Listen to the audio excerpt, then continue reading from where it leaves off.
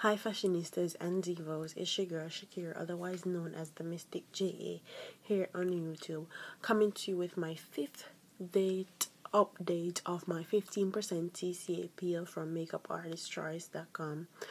And so far, my skin has been peeling underneath my lips, on my cheeks a little, on both of my cheeks, and then between my eyebrows. I stopped moisturizing on the second day because I wanted my face to start peeling faster.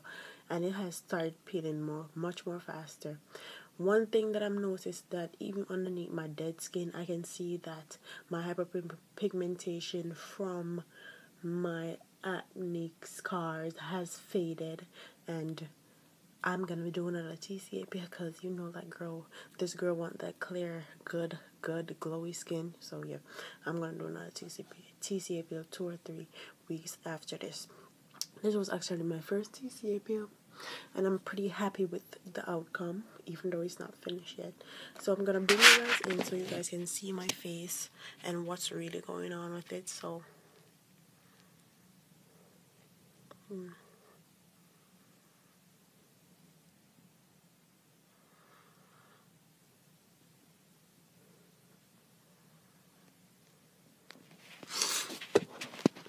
I literally just got up, and the stuff that I use on my face is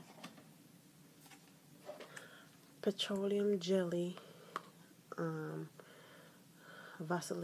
This is the clear Vaseline. This is the clear one, and then hydrocortisone cream for at night when my face is itching or something. But I stopped using all of these and only use this at night before I go to bed because I want my face to strip more.